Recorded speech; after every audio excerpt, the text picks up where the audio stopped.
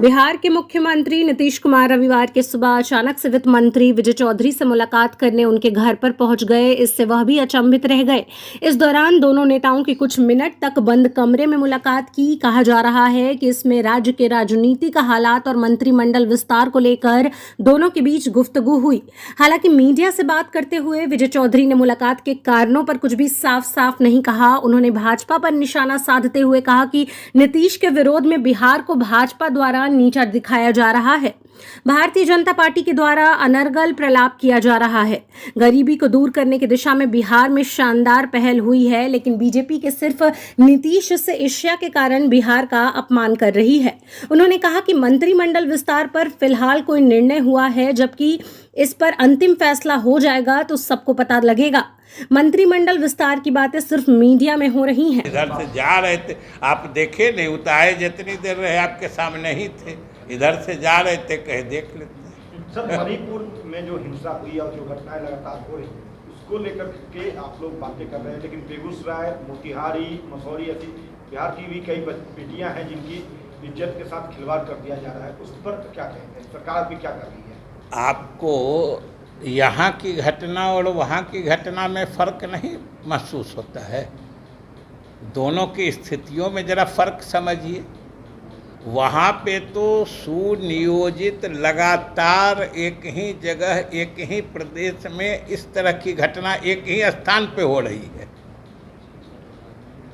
यहाँ तो छिटपुट अपराध की बात है, वहाँ तो संगठित अपराध की बात है। दोनों में बहुत फ़र्क होता है।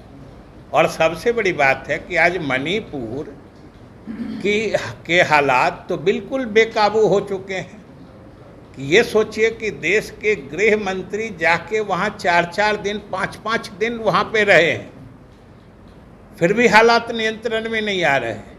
ये क्या दर्शाता है? कि बिल्कुल वहाँ की सरकार निकम्मी है और भाजपा की सरकार है, इसलिए उसके बारे में तो कोई कुछ नहीं कह रहे हैं। यहाँ एक घटना घट जाती है तो उसके लिए तुरंत इस्तीफा दो, राष्ट्रपति शासन लागू करो, सब मांगे आ जाती हैं। वहाँ पे लगातार 2 महीने से 3 महीने से हिंसा चल रही है। जो घटनाएं घट रही है पूरा देश देख रहा है।